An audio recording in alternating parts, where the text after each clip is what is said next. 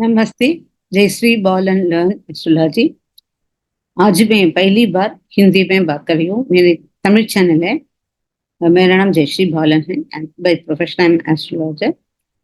ना मुंबई से मैं बहुत लोगों को कंसल्टेशन देती हूँ और पहली बार मैंने हिंदी में आज ये रिकॉर्ड कर रही हूँ वीडियो।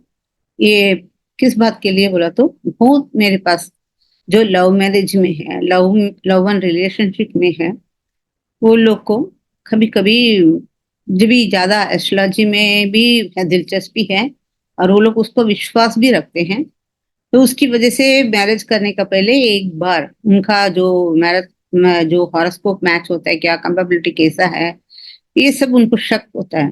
तो फिर वो लोग मुझे फोन करके पूछते हैं तो कैसा है, ये कंपेबिलिटी है कि नहीं, मांगलिक हूँ या कि नहीं है, ऐसा सब होता है।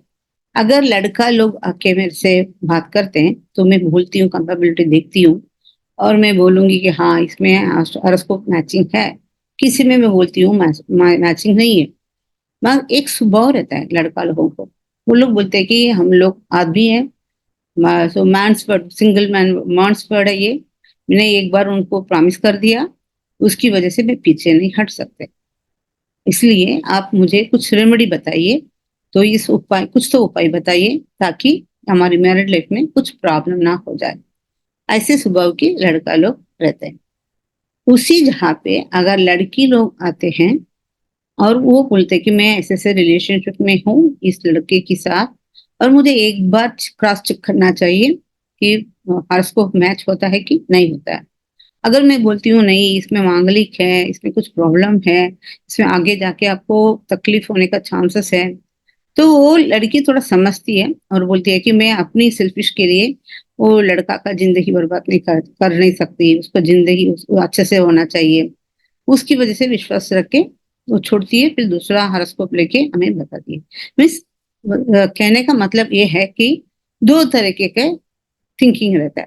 पर फिर भी एक बार अगर ये लव जो होता है वो पैसा देके या कुछ रीजन की वजह से नहीं होता या हो जाता है, तो अगर उसकी बात जब ये लोग जो जिसके पास एस्ट्रोलॉजी में विश्वास नहीं है वो कभी आता ही नहीं। जिसके पास विश्वास है, जो आते हैं गाइडेंस के लिए, एस्ट्रोलॉजी की गाइडेंस लेने के लिए, तो उनके लिए ये वीडियो मैंने समर्पित कर रही हूँ।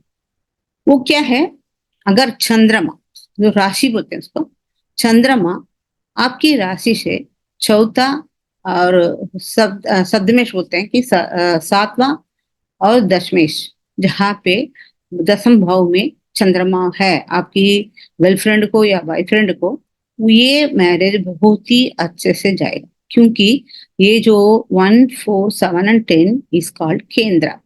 और तो केंद्र बोला तो वो पिलर है, घर का पिलर है। तो मीन्स आपके स्पाउस आपका हर एक उतार चढ़ाव में आपके साथ खड़ी उतरेगी, खड़ी उतरेगा।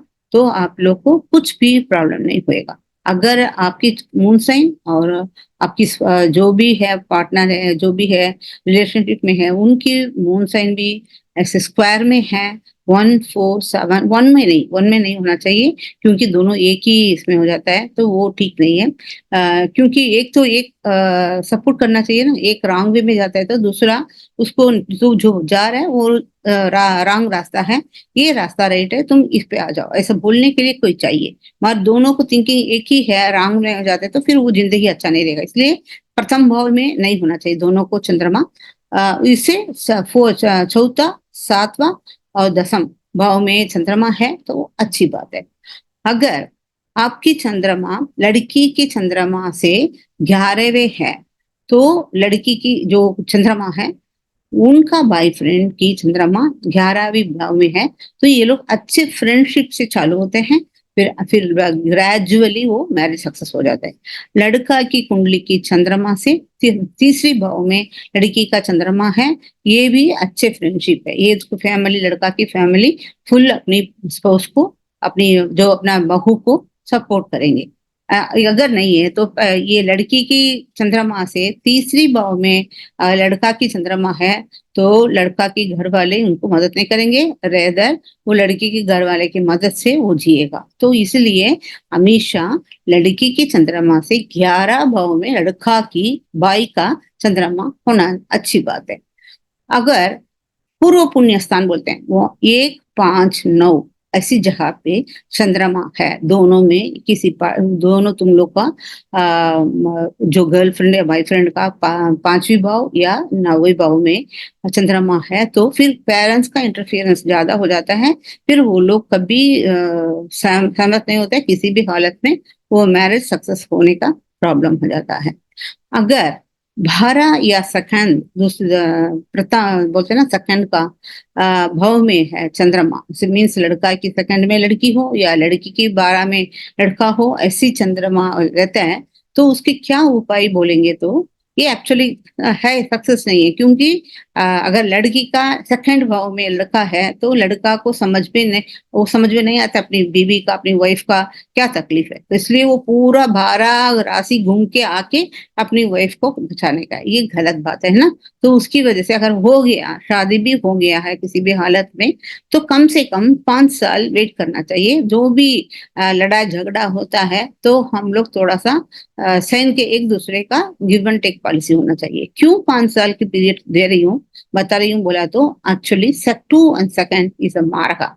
तो आयुल का मारका बोला तो अपने को एग्जिट है। तो ये एक्चुअली ये लव मैरिज का नहीं है। 2 and 7 इज एग्जिट पॉइंट है, कि मारका है बोलते हैं उसको।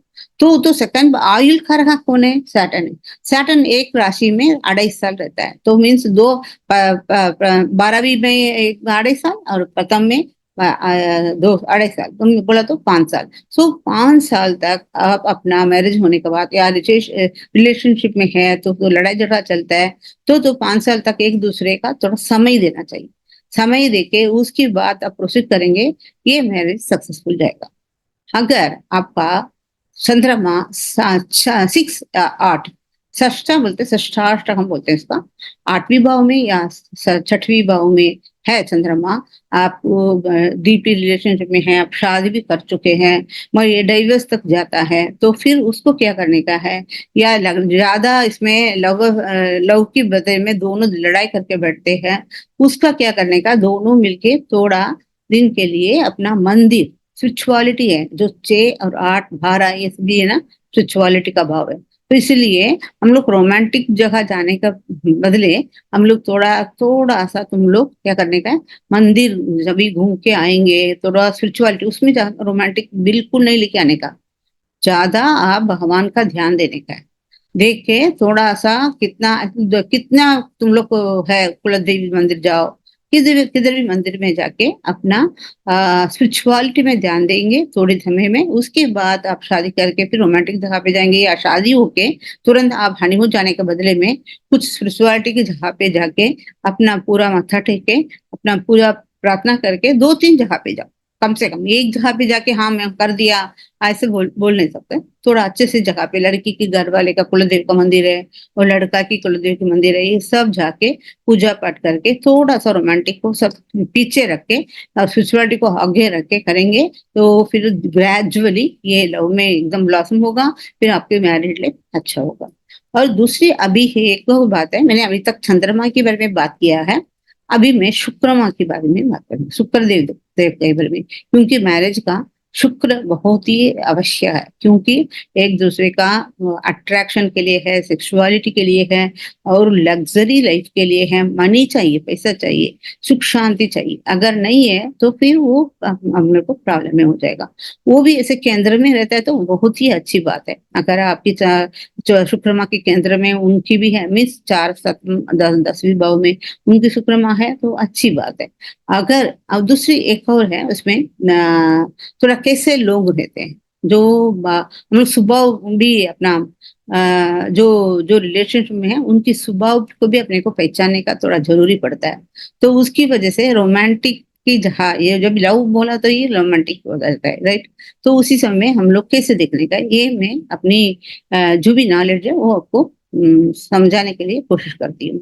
अगर दोनों में किसी का सिंह राशि बोलते हैं लियो में शुक्रमा बैठा है, तो कैसा पहले जमाने में स्वयंवर होता था, वो स्वयंवर बोला तो कि लड़की अपनी पति को चूज करने के लिए उनको ही पहले अलाउ करते हैं ना। तो उसी तरह इधर क्या होता है, जिसकी भी शुक्रमा लियो में है या सिंह राशि में है, वो लोग क्या करते हैं, वो उनको कभी दूसरे सेलेक्ट करने नहीं देते।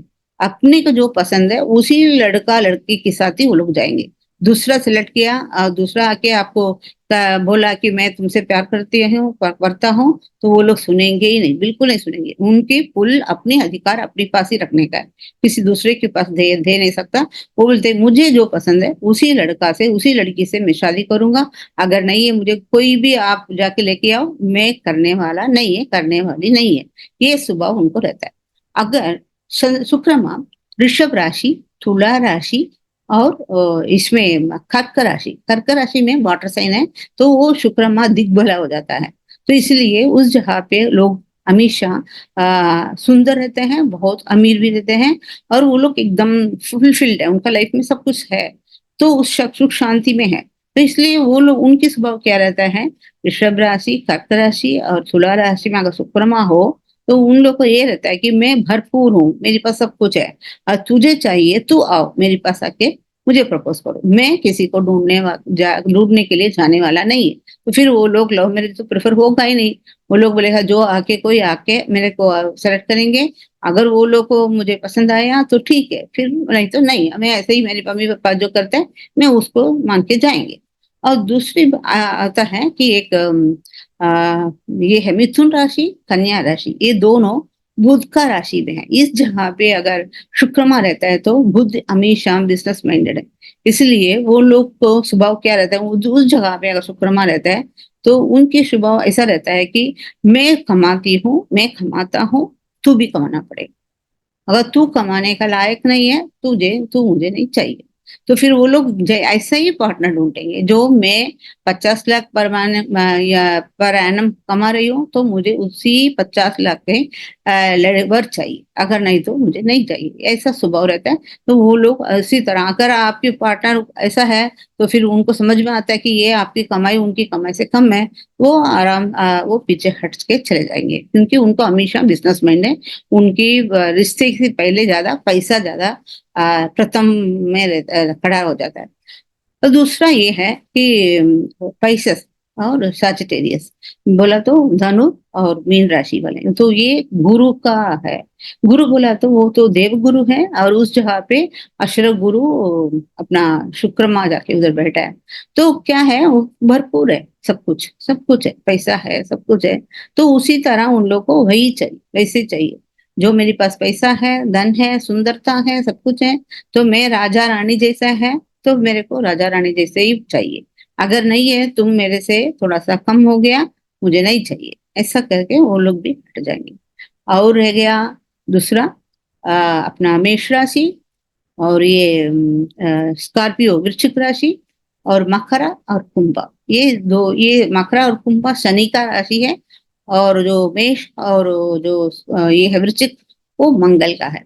इस जगह पे अगर शुक्रमा बैठा है, तो जब भी मेष और स्कॉर्पियो में, वृश्चिक में अगर शुक्रमा बैठा है, उनका स्वभाव कहालिक है। वो बोलते हैं कि मुझे पहला काम करने का है, मुझे हमेशा रोमांटिक या ये अपना जो पैसा कमाने का, वो सब पिछली सीट में है। तो इसलिए मुझे काम करके थोड़ा सा टाइम मिल गया तो ठीक है, आज हम प्यार करते हैं, अगर नहीं तो नहीं चलेगा मुझे, क्योंकि मुझे ब्यूटीफुल रहने का है, मुझे काम करने का है, मुझे प्रथम ये नहीं है कि इसलिए उन लोग की स्वभाव से अपने को कभी जमेगा भी नहीं। क्योंकि अगर उनका किसी का शुक्रमा में मंगल में हो, मंगल की राशि में हो, तो उसी राशि की वर्ष से अगर शादी किया तो उनको थोड़ा मैरिड लाइफ सक्सेसफुल रहेगा, अगर नहीं तो प्रॉब्लम हो जाएगा।